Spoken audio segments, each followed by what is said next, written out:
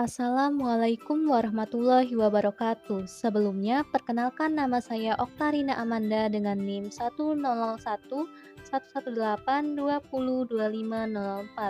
Pada video kali ini, saya akan menjelaskan mengenai resume materi manajemen sumber daya manusia. Yang pertama yaitu mengenai definisi manajemen sumber daya manusia. Jadi, manajemen sumber daya manusia merupakan proses untuk mencapai tujuan organisasi secara efisien melalui orang. Selanjutnya yaitu mengenai proses manajemen sumber daya manusia. Ada beberapa tahapan di antaranya yang pertama perencanaan, lalu yang kedua itu ada rekrutmen, ketiga seleksi, keempat perjanjian kerja, kelima orientasi dan penempatan, keenam pelatihan dan pengembangan, ketujuh penilaian kerja, kedelapan imbalan jasa, dan sembilan pemberhentian. Berikutnya yaitu mengenai perencanaan sumber daya manusia. Adapun definisi perencanaan sumber daya manusia itu merupakan perencanaan tenaga kerja yang serangkaian kegiatan yang dilakukan untuk mengantisipasi permintaan-permintaan bisnis serta lingkungan pada organisasi di waktu yang akan datang.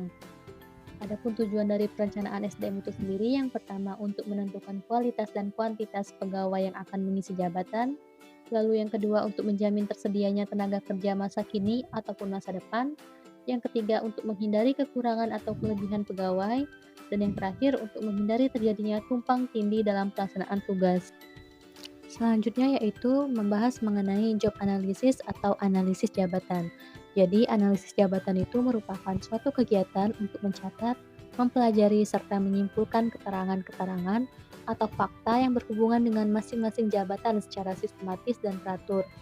Adapun metode dalam analisis jabatan ini dapat dilakukan melalui angket terstruktur, observasi, wawancara, catatan karyawan, serta kinerja.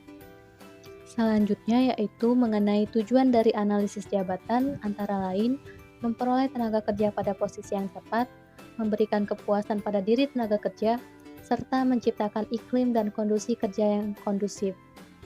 Adapun peran dari analisis jabatan dalam manajemen sumber daya manusia antara lain rekrutmen, seleksi dan penempatan tenaga kerja, yang kedua menentukan besarnya upah, yang ketiga merancang jalur karir kerja, yang keempat menetapkan beban kerja yang pantas, dan yang kelima merancang program pendidikan serta pelatihan yang efektif. Berikutnya yaitu mengenai job description atau uraian jabatan, yang mana uraian jabatan ini merupakan suatu catatan sistematis tentang tugas dan tanggung jawab suatu jabatan tertentu yang ditulis berdasarkan fakta-fakta yang ada.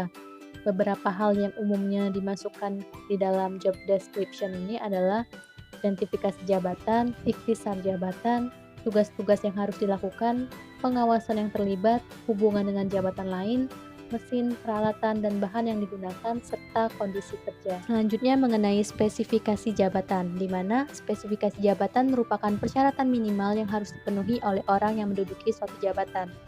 Hal yang umumnya dimasukkan dalam spesifikasi jabatan ini terdiri dari persyaratan pendidikan, latihan, dan pengalaman kerja, persyaratan pengetahuan dan keterampilan, persyaratan fisik dan mental, serta persyaratan umur dan jenis kelamin.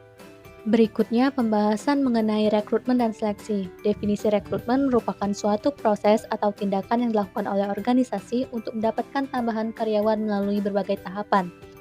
Sedangkan seleksi merupakan kegiatan dalam manajemen SDM yang dilaksanakan setelah proses rekrutmen selesai dilaksanakan. Selanjutnya yaitu mengenai pendayagunaan dan penempatan SDM kesehatan.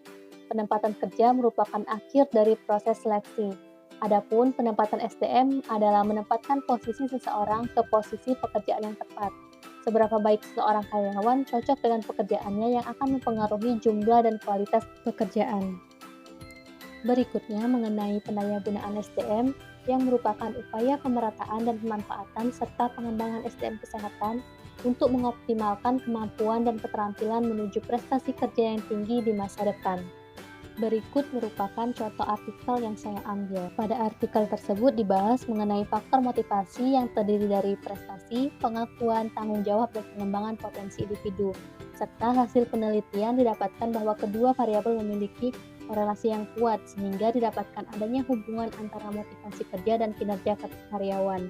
Dengan adanya motivasi kerja, adanya dorongan baik dari dalam maupun luar seseorang akan menghasilkan kinerja yang baik. Baiklah, sekian penjelasan dari saya akhiri. Wassalamualaikum warahmatullahi wabarakatuh.